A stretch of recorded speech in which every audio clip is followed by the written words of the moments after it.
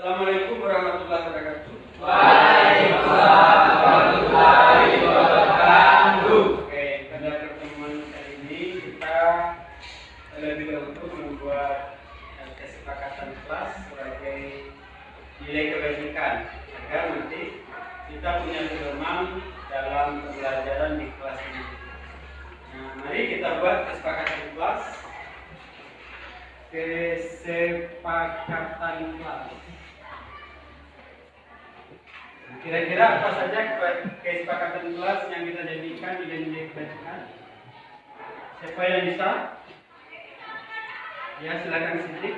Kira-kira kesepakatan kelas yang apa yang bagus kita pakai untuk nilai kebaikan?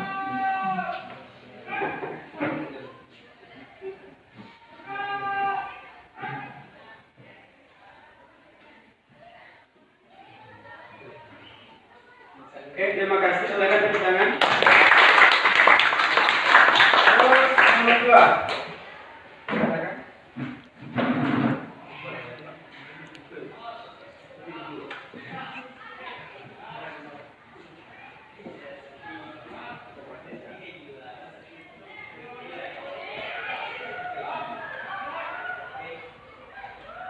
Yang kedua, usulan kami betul ayam. Ya, silakan ditepuk tangan.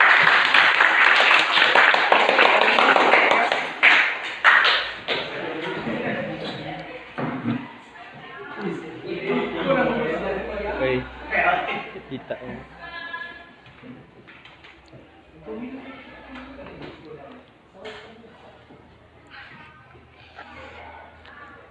Ya, menjaga kebersihan.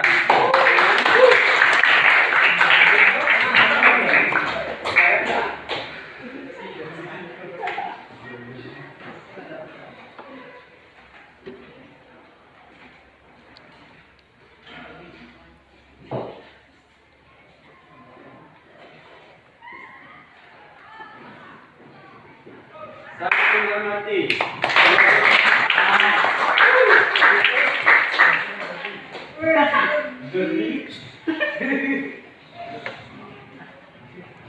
Jadi sudah 4 ya.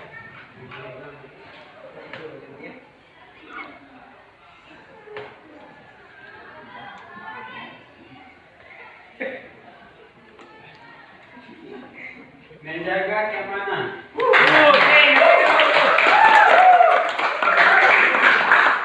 Yang terakhir.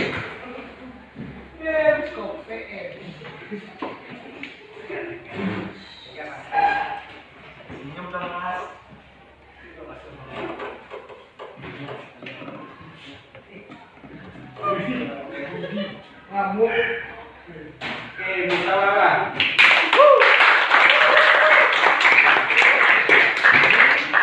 Kamu sudah sepakat, ada 6 kesepakatan ini yang kita jadikan sebagai nilai kebaikan. Ada disiplin, gotong royong, menjaga kebersihan, saling menghormati, menjaga keamanan dan musyawarah. Oke. Mudah-mudahan kamu bisa taat sesuai dengan nilai kebaikan yang ada pada kelas ini.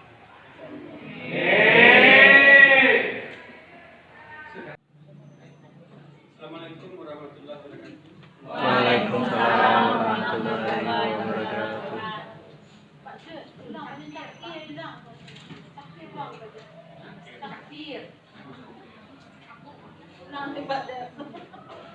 Saya untuk memberikan diseminasi budaya positif, ini adalah tugas modul 1.4 kalau tidak salah. Ini adalah bagian dari tugas. Jadi setelah ada tugas kesepakatan kelas di dalam kelas, kemudian ada budaya positif. Nanti budaya positif itu harus didiseminasikan kepada rekan-rekan sejawat. Jadi seperti itu. Nah, jadi ini mungkin sudah saya share di grup tadi itu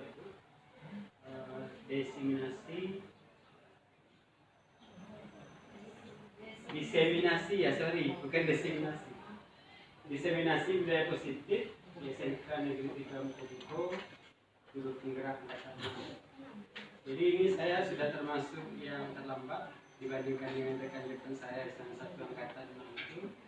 Rekan-rekan kita itu di angkatan 6 itu semuanya sudah hampir selesai mengirimkan tugas ini, sementara saya belum terlambat.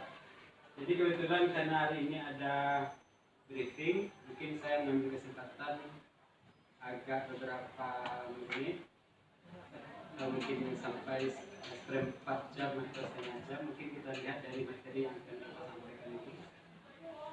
Kemudian yang kedua, saya mengucapkan terima kasih pada Bapak Kepala SMK Tuan Kominfo yang sudah memberikan fasilitas karena sesuai dengan surat dukungan dari Bapak Kominfo mendukung dari program guru penggerak ini.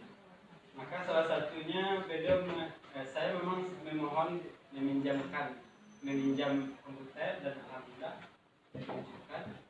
Kalau rekan-rekan yang lain itu di sekolah lain mungkin hanya laptop yang dipinjamkan oleh guru.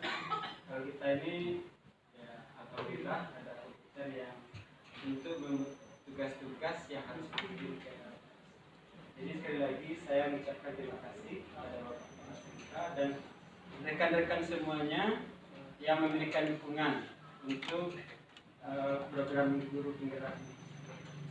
Kemudian selanjutnya pada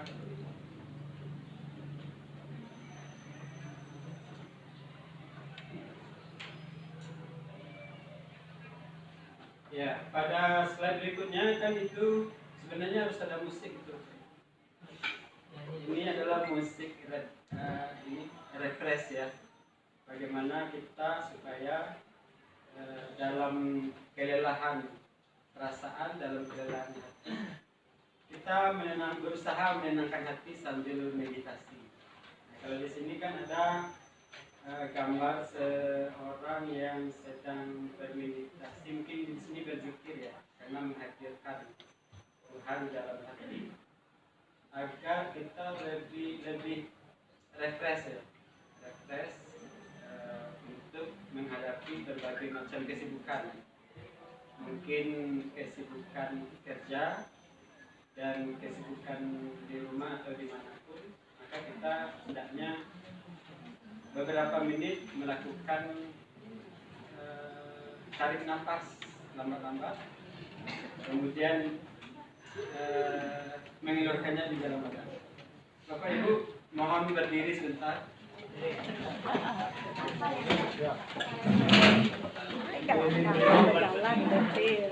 Bapak Ibu, kita mengadakan nafas lama-lama sambil mengangkat tangan sampai setinggi bahu. Mulai 1, tarik ya, 2, 3, kemudian dilepaskan melalui mulut lama-lama. 4, 3, 2, 1. Silakan.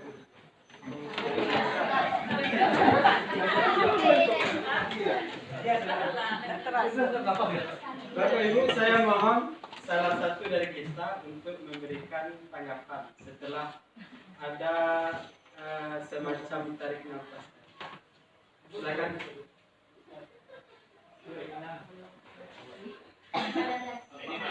Ya, Setelah saya mencoba dengan pernapasan nafas tadi, nafas saya lebih longgar rasanya. Badan juga agak rileks. Terima kasih. Silakan tepuk tangan Bapak Ibu. Terima kasih Bapak Ibu. Mohon ya kita lebih berpartisipasi. Slide berikutnya ada gambar. Mungkin sudah di-share tadi kan? Silakan Bapak Ibu yang bisa menebak gambarnya. Apa kira-kira maksudnya itu? L sama dengan H. Itu kan gambar orang lari. Terus itu kan ada madu, tapi D-nya dihilangkan.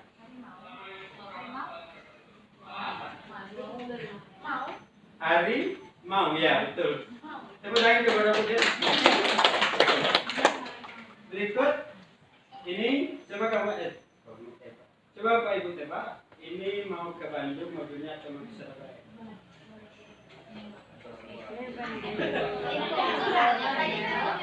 Jawab Surabaya. Bandung. Ada yang bisa? Kalau ke Bandung, Surabaya. Nah, kalau ke Surabaya dia kan hampir sama-sama. Nah, kalau Bandung apa alasannya? Kalau ke Surabaya apa alasannya? Ada yang bisa? Misalkan di slide yang sudah saya kirim. Nggak ada lihat.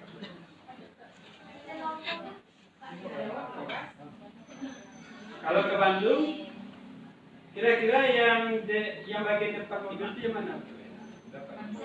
Surabaya. Nah, apa tandanya? Tahu? Oke, yang lain ada yang berpendapat? Ke Bandung apa? Pak Dri, sampai kira-kira tandanya? Dari kaca. Kacanya ada yang kecilnya. Ya, berarti dari kaca yang itu kan ada kecil. Oke.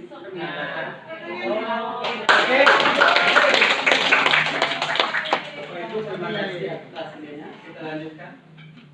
Untuk kesepakatan berikutnya kita sepakat selama saya memberikan diseminasi ini, saya harap kita saling menghargai dan orang berbicara terus interaktif. Saya berharap pada Bapak Ibu ikut serta terus saling bertukar pikiran. Bapak Ibu, seperti yang dikatakan oleh Bapak Kepala Sekolah tadi, seluruh sekolah itu mendukung program Ibu Penggerak ini. Jadi sekali lagi saya untuk kesekian kalinya saya ucapkan terima kasih kepada kepala sekolah dan rekan-rekan semuanya yang sudah mendukung saya sebagai CGP, walaupun hanya satu orang. Kalau di sekolah-sekolah lain itu kan ada dua, tapi ada juga yang tidak ada. SMK 2 itu sudah dua, masih yang sama dengan saya. Terus tambah lagi angkatan 7 satu lagi, berarti 3. Mudah-mudahan untuk angkatan berikutnya Pak Ibu nanti harus ikut semuanya dan lulus semuanya. Nah, yang kita pelajari itu adalah dan diawali dari filosofi Ki Hajar Dewantara.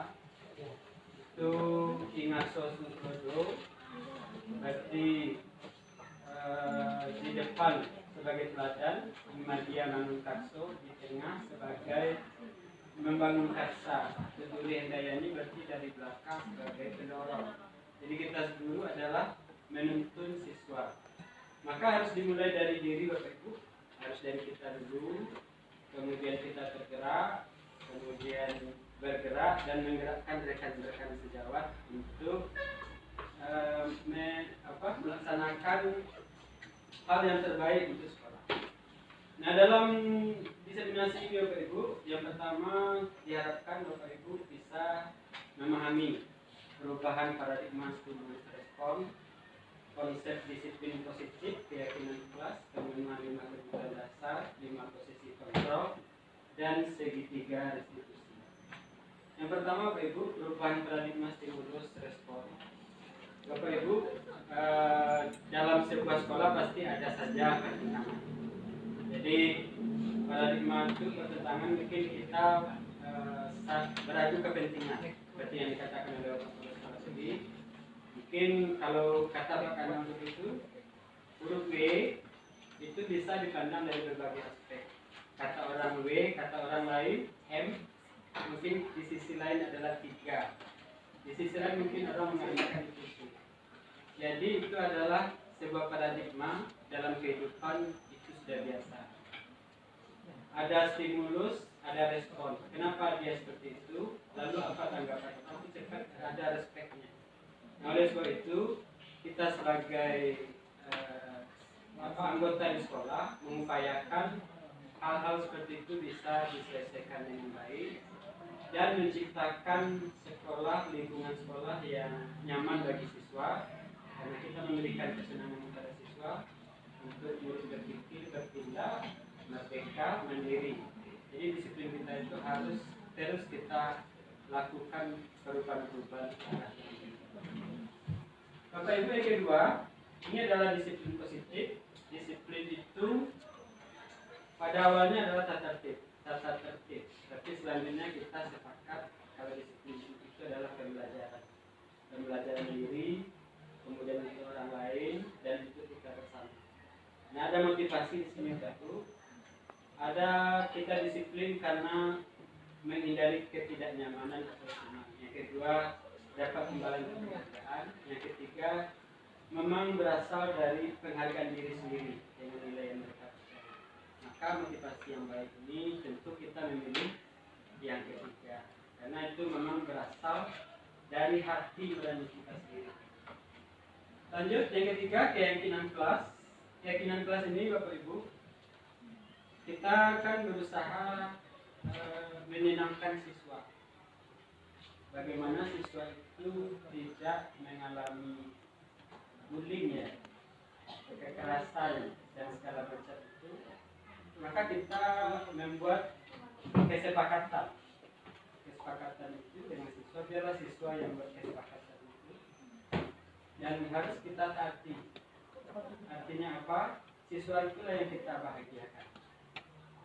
Kemarin itu Bapak Ibu mungkin Bapak sudah membaca berita di salah satu madrasah di Pinang ya, kekerasan oleh guru kepada siswa. Oke. Alhamdulillah kita di SMK 3 Pak memang belum ada ya, dan mudah-mudahan jangan sampai ada.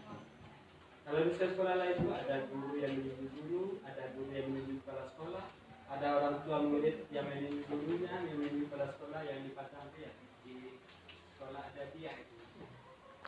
PGAI, sorry. Jadi ini tidak terjadi pada kita, berarti kita sudah melaksanakan keyakinan kelas, kesepakatan bersama guru bersama kepala sekolahnya. Jadi ketika ada konflik, cepat-cepat kita selesaikan bersama-sama. Jadi itu nanti ada dalam segitiga restitusi. Lanjut ya Ibu. Nah, 3 kesepakatan kelas ini sebenarnya sudah saya kirim juga tadi. Ini juga ada di YouTube saya, itu nanti juga saya kirim sebagai tugas saya. Nah, kemudian apa itu? Ini adalah kebutuhan manusia yang harus kita wujudkan untuk anak didik kita. Yang pertama, mereka itu butuh survive, ya. Terus cinta kasih sayang, berikanlah kasih sayang kepada anak didik kita. Kalau mereka bersalah, memberikan nanti kan ada posisi kontrol kita sebagai bapak. Ada salah satunya sebagai penghukum, sebagai teman, sebagai pemantau, sebagai manajer. Nanti akan kita bahas. Terus ada kebutuhan rasa senang, kekuasaan, pengakuan dari teman-teman. Jadi itulah yang harus kita wujudkan kepada anak didik. Nah ini dia Bapak Ibu, 5 posisi kontrol yang harus kita pahami. Yang pertama, kita mungkin sebagai penghukum. Jadi kalau ada anak yang bersalah, kita kadang-kadang lupa menanya kenapa anak itu bertingkah laku. Kadang-kadang dia kan alasannya pas, tapi kita karena sudah terbiasa menghukum, kamu harus langsung begini, langsung begitu. Jadi tanpa ada menanyakan dulu kenapa terjadi seperti itu. Tapi hukuman itu kalau menurut saya pribadi itu harus ada, dengan harus mendidik. Yang kedua, membuat orang merasa bersalah. Misalnya seseorang terlambat, lalu ibu katakan, kamu terlambat terus anak-anak, kamu terlambat terus, nanti bapak ibu kena marah sama bapak kepala sekolah. Itu jadi itu kan kepada siswa supaya siswa itu merasa bersalah. Nah, itu adalah posisi kontrol yang kedua. Yang ketiga adalah sebagai teman. Nah, karena sebagai teman ini mungkin anak ini pertama kali terlambat misalnya. Lalu kita dengan sangat lembut menyapanya, besok jangan terlambat lagi. Itu kan karena mungkin baru pertama ya. Tapi kalau sudah kedua ketiga mungkin lain lagi posisi kontrol.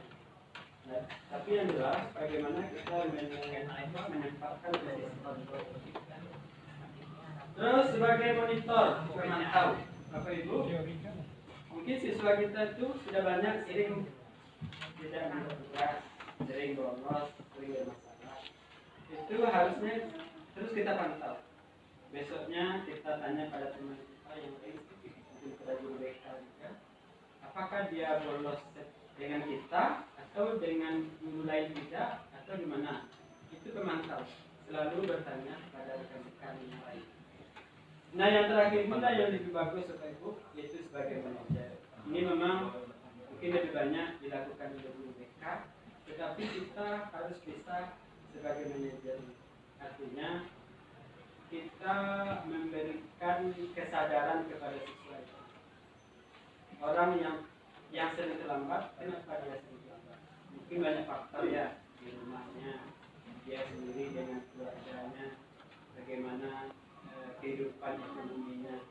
Itu biasanya diagnostik bukan juga. Jadi diagnostik itu harus bisa kita lakukan. Walaupun ini sebenarnya dulunya tugas BK, tapi kita lebih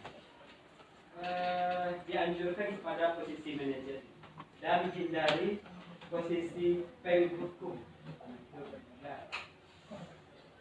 Lanjut, nah ini YouTube tentang ini ya posisi.